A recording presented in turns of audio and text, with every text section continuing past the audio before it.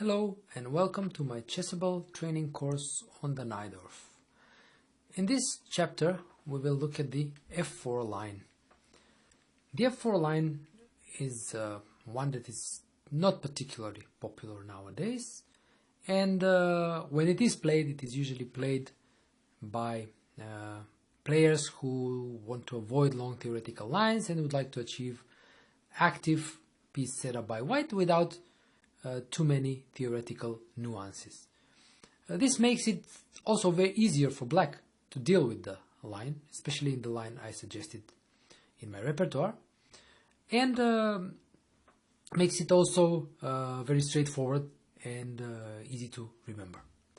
So let's take a look at the line. So a4, c5, knight f3, d6, the Najdorf moves, knight f6, knight c3, a6, and now f4. From a practical perspective, the move f4 also has the drawback that it allows various transpositions. For example, e6 would be a transposition to the Scheveningen, g6 would be a transposition to the dragon. The choice for this repertoire, I chose the typical Najdorf move, e5, which is also probably the most reliable move in this position. The knight drops back to f3, attacking the e5 pawn, and now black is defending it by knight d7. This is the starting position of the line, where white has a choice. He needs to decide whether he will play with the bishop on d3 or c4, but first he plays the move a4 to prevent black's b5. If allowed, black will definitely play b5. So after a4, bishop e7, the logical move to continue with the development of the king side, white has this decision to make, bishop d3 or bishop c4. Normally bishop d3 has been the more popular move, but as the line is not very popular, it's a matter of choice and left to the preferences of the white player. So let's check what happens with bishop c4. The advantage of bishop c4 is that it is more actively placed on the a2 g8 diagonal. It controls the d5 square, and in a way, on the other hand, it prompts black's way to deal with it. As we saw in the other lines of the Najdorf, the bishop in c4 and the knight on c3 are very good in controlling the d5 square. So having this in mind, this already hints at black's way to deal with this activity of white's pieces. The drawback of the bishop on c4 is that the e4 pawn is less well protected as opposed to the move bishop d3. So how does black deal with this activity? First and foremost, castle. Taking care of the king is essential. Also now there aren't any threats like bishop f7. So first black takes care of his king, then after short castle, now we start to see the beginning of black's plan, and that starts with e takes f4. Incidentally enough, it's the same move that we play against bishop d3 as well, just that here it is connected with a different idea. Bishop f4, knight c5. Again, it is the same move, but we will see that the idea is a bit different. The move knight c5 also attacks the pawn on e4, so white is forced to defend it queen e2, and now we see black's idea against bishop c4, which is the move bishop e6. In a way, you can draw a parallel to the line with knight f3 in the English attack, where black also meets bishop c4 with bishop e6, opposing the bishop and fighting for the d5 square. Generally speaking, this is more general Najdorf knowledge, the positions with pawns on e4 and d6 are favorable for black, mostly thanks to the availability of the e5 square. So after bishop e6, black finished development and he wants to continue with rook c8 and put more pressure on the bishop on c4. So if white is to attempt to do something here, he must continue forcefully by taking that bishop So bishop e6.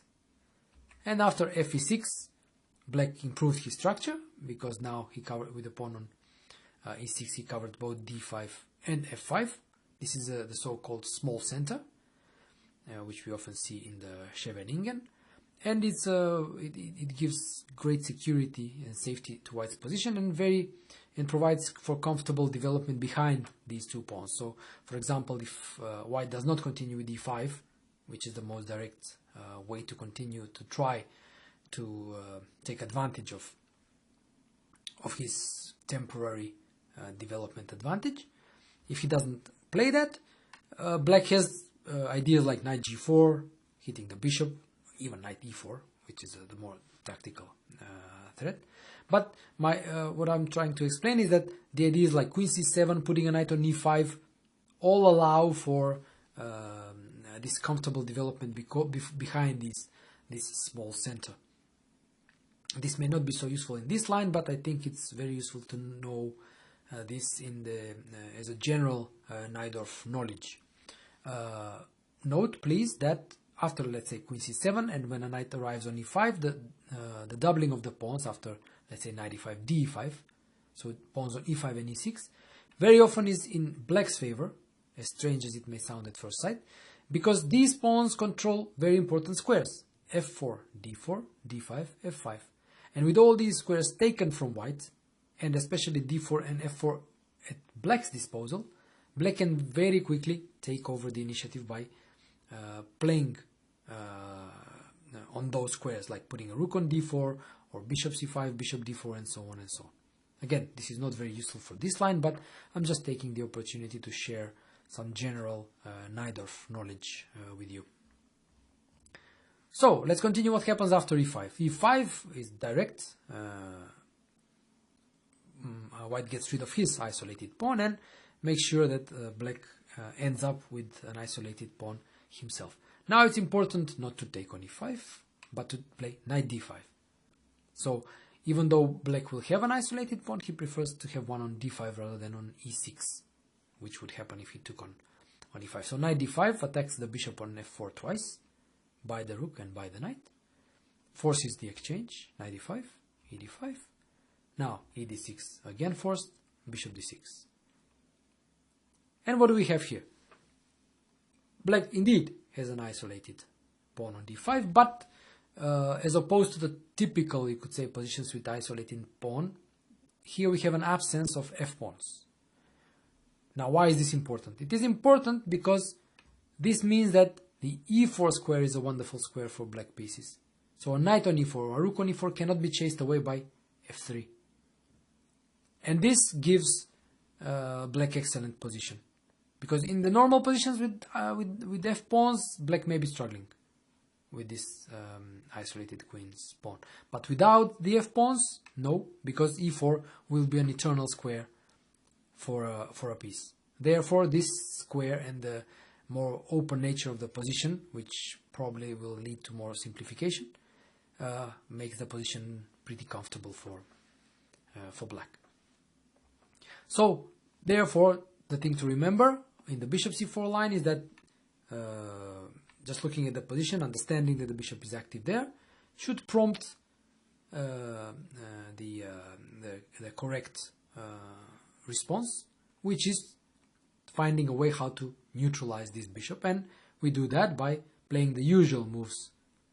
Castles takes on f4, knight c5, and then following up with bishop e6, opposing this active bishop and eventually exchanging it. So let's move to the more typical, you could say, development in this f4 line, to move bishop d3. Now let me explain briefly why is this line attractive to some white players. With the bishop on d3, white defends e4 very safely. And his plan further is to castle short, and then either take on e5, push f5, or allow black to take on f4, and then play moves like queen e1, queen g3, or queen h4, and start some attack, or activity at least, on the king side. This is the general positioning of white's pieces in the f4 line. So why is it attractive? Well, because it's more or less automatic. Whatever black does, white does the same. He castles, king h1 is a typical move, then either fe5 or f5, or bishop takes on f4, then the queen is rerouted to g3, h4. As we will see in the main line, sometimes the queen goes to d2, the rooks come into the center. So white has a really compact central development, no advantage, but solid position, and then the weight of the battle is transferred to the middle game. So basically white is saying, let's just play chess, so whoever plays better from an equal position should triumph. With all this said, let's see now what is black's best, and I also think simplest way to deal with this white setup. So castle first, taking care of the king, castle also, and now ef4. Now, the moves are the same as in the bishop c4 line. Pawn takes on c5, on f4, the knight comes to c5, liberating the bishop. The only difference is that the difference is where the bishop actually goes. Now, here I have taken as white's move the move king h1. It really doesn't matter for black whether white starts with king h1 or goes bishop f4. Now, but from white's perspective, this makes a difference, because bishop f4 allows the move queen b6, which wins the pawn on b2. Now, this is a pretty complex line, and it is possible to take the bishop, but white obtains some counterplay here. Therefore, I would not recommend going in there, but rather I would recommend playing the same. Knight c5, and after king h1, again, a useful move to get out of the diagonal, we continue as in the main line with the move bishop g4. So what I'm trying to say is that from black's perspective, doesn't really matter whether white starts with king h1 or bishop f4. Just that you should know that bishop f4 allows for an extra possibility of queen b6 that some white players may prefer to avoid, hence king h1. So knight c5, liberating, opening the way for the bishop, bishop f4, and now bishop g4. There is no bishop on c4 in this line, so the bishop is more actively placed on g4. The point actually of this active move is not so much to pin the knight, but in the defensive maneuver bishop h5, bishop g6. We won't actually see this maneuver being played in the main line that we analyze, but it's important now that I explain why is this maneuver so good, and I think in early 90s it led to a sort of a revolution in the understanding of this structure. I think the move bishop g4 and the maneuver was introduced by John Nunn, at that time author of excellent Najdorf books, and also an avid Najdorf player himself. So what is the point of this bishop h5, bishop g6 maneuver? The point is that the bishop on g6 strengthens the king side, so there will be no attacks whatsoever. It controls the f5 square, so if it is required, a knight on f5 can be taken, and also puts pressure on e4. So further regrouping like rook e8, bishop f8 is possible, putting more pressure on the e4 square. So all in all, the whole maneuver is one that solidifies black's position even further. So understanding the positive aspects of this maneuver, now we will look at play by white where he's trying to avoid this maneuver. So the first move to try to avoid this maneuver is the move bishop e3.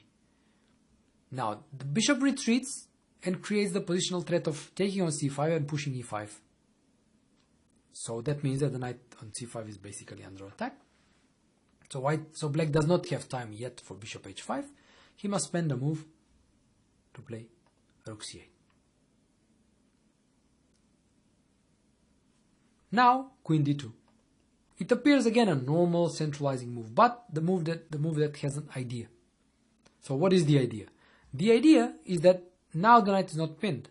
So if black continues by, let's say, bishop h5, then the knight can come to d4. And then after knight f5, bishop f5, the rook can take on f5. And why rook not the pawn? Because pawn takes allows d5. So rook f5, and then white has won the bishop pair. The bishop can maybe then at some point go to c4 and become very active, and black's position will lose some of its dynamic potential. Therefore, the move is a prophylactic one, queen d2. The same basically applies to the move queen e1 as well. Therefore, understanding this and being careful with the move orders, black should not continue with his plan of bishop h5, but rather drop the bishop to e6.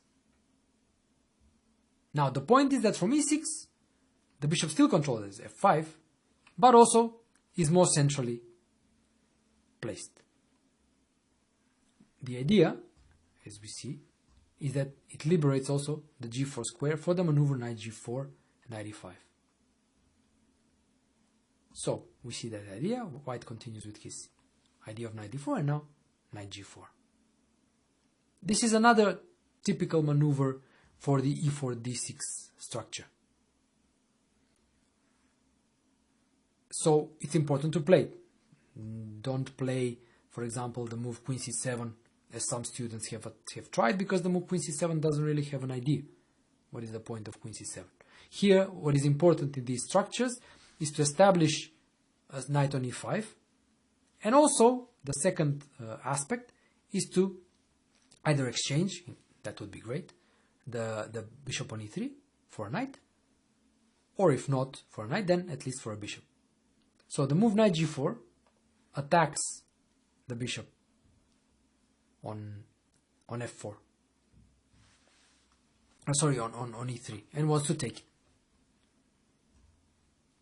White cannot really allow that exchange, because then black will be dominating the dark square, so bishop g1. And now the knight completes the journey and goes to e5. We have a really, even a visual demonstration why these e4 versus d6 positions are good for black. The knight is untouchable on e5. The knight on c5 just adds to the picture. Apart from the, I would say, accidental threat of knight takes e d3, cd, and then maybe sometimes knight b3, these knights make black's position very, very safe. A point we noted in the bishop c4 line, any exchange on e6 will be met by f takes e6, and the small center covers all vulnerable squares in the light squares in the center, d5, f5, and behind it black can continue his development. An active possibility for black here is to go bishop g5, harassing the queen and activating the dark squared bishop. A tactical point is that white cannot jump to f5. As we said, that was the idea of the move queen d2, knight d4, knight f5. He can't do it here because of the like I called it, accidental threat of knight takes d3 and knight b3 winning the exchange. Obviously, that knight on f5 will be taken first. So this relatively simple and straightforward line and suggested defense against the f4 line in the Najdorf effectively deals with all the problems that can happen, that white can possibly pose, and also, perhaps more importantly, it leads to these favorable structures of a white pawn on e4, black pawn on d6, which are comfortable, very comfortable for black, because he has good squares for all his pieces. Also, I hope I have managed to explain the possible strategical aims black is trying to achieve in this structure. So, establishing a knight on e5, activating the dark squared bishop either by exchanging it or putting it on g5, the strategic threat of exchanging white's dark squared bishop. This is a relatively short chapter, and I would also say an easy one, just showing that the f4 line is a rather innocuous one nowadays, and that one shouldn't really worry the black players of the Najdorf. Thank you.